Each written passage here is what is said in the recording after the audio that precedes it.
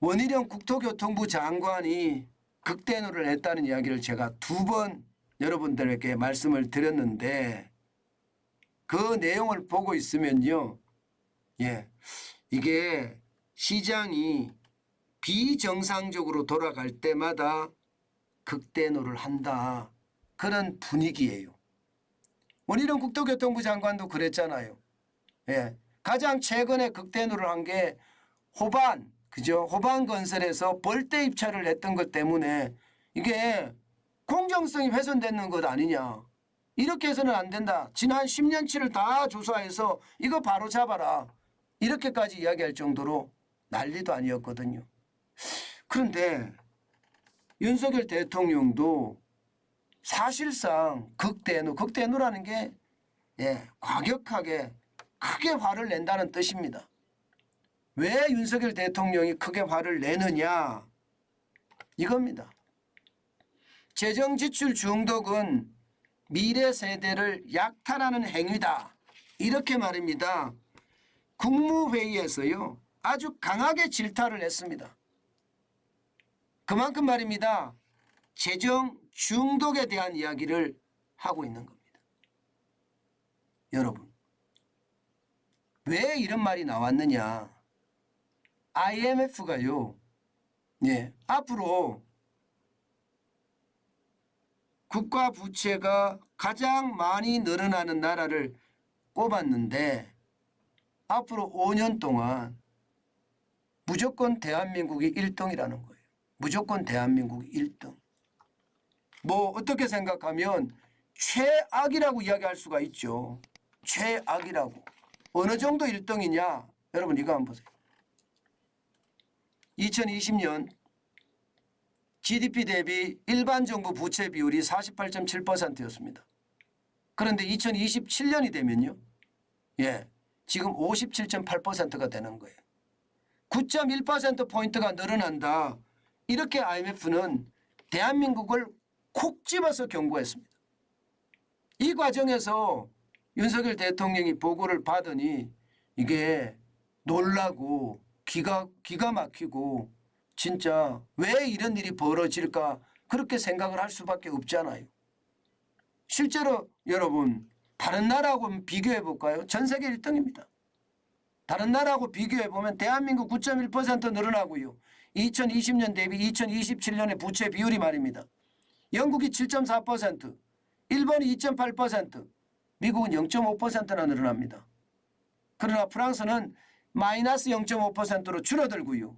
독일도 마이너스 7.0%가 줄어듭니다. 캐나다는 무려 마이너스 25.3%가 줄어듭니다.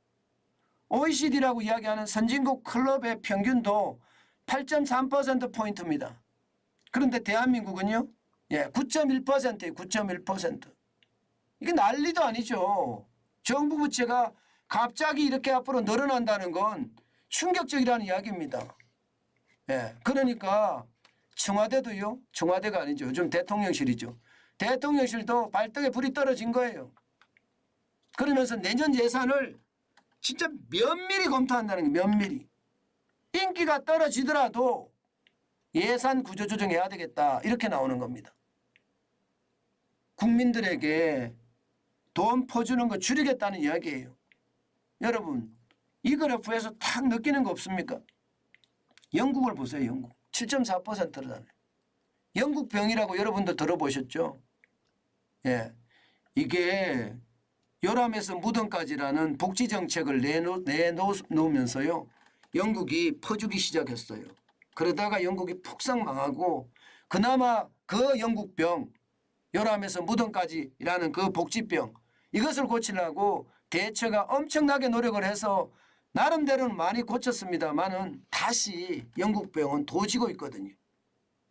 그러니까 영국이 지금 부채 비율이 계속 늘어나고 난리가 아니에요.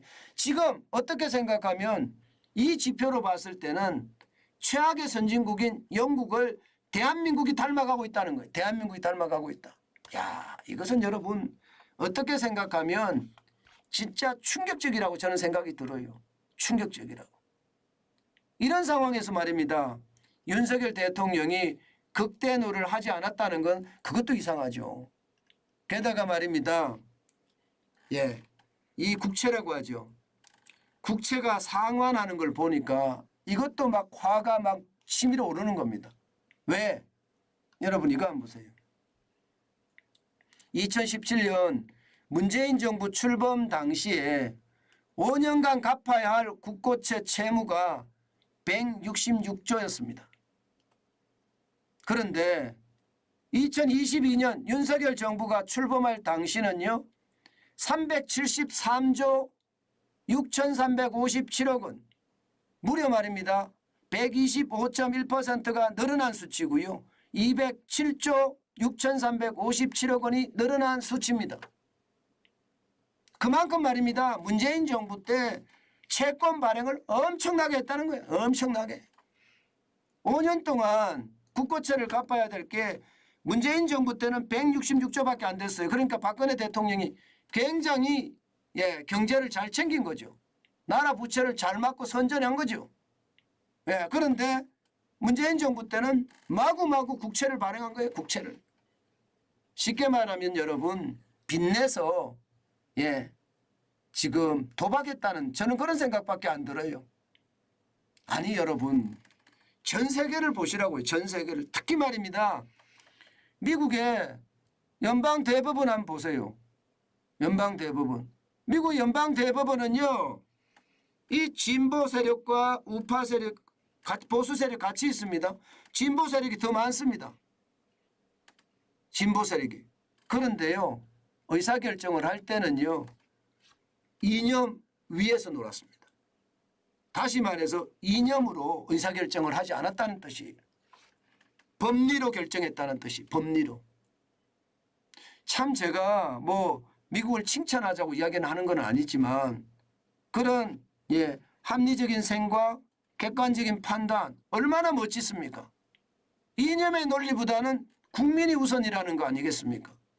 도대체 우리는 문재인 정부 5년 동안 얼마나 채권 발행해서 빚내서 얼마나 퍼줬길래 이런 사태가 벌어집니까?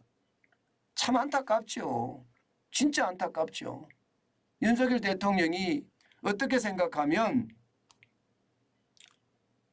비정상을 정상화하는 일이라고 생각을 하는데요. 뭐 막말로 하면요. 죄송합니다. 이런 표현 쓰겠습니다. 똥치운이라고 고생할 겁니다. 아마. 이런 똥이 한두 군데 있는 게 아니기 때문이에요. 그러니 대통령도 보고를 받으니 극대노를 할 수밖에 없는 그런 상황이다. 이렇게 보이지 않겠습니까? 여러분 부채 한번 보세요. 부채 올라가는 걸 보면 누구 말 많다나 머리에 쥐가 난다는 이야기가 맞는 이야기예요. 문재인 정부 때가 2022년에 1067조 7천억까지 올라갔거든요. 앞으로 더 올라간다는 거예요. 올해는 본예산 기준으로 봤을 때 1134조 4천억 원. 그리고 지금 2023년 1분기 기준으로 보니까 1053조 6천억 원. 본예산을 기준으로 봤는데 1134조 4천억 원인데 오히려 1분기엔 줄었어요. 지금 엄청나게 노력한다는 거예요. 퍼주던 거 이거 막으려고 쉽게 생각하면 발부동을 친다 이렇게 이야기할 수 있는 겁니다. 저는 이런 것을 보면서요. 왜 시장은 똑같은 국가와 민족을 생각하지 않을까 하는 그런 의구심을 만들어낼 수밖에 없습니다. 도대체 이 나라는요. 이념의 논리, 진영의 논리가 모두인가 이런 생각을 할 수밖에 없는 겁니다. 제발 객관적인 선택 그리고 합리적인 생각 지금 그 어느 때보다 우리나라에 필요할 것 같습니다. 대통령까지 이렇게 극대노를 했다는 것은요. 여러분 그만큼 말입니다. 상황이 굉장히 나쁘다는 이야기예요.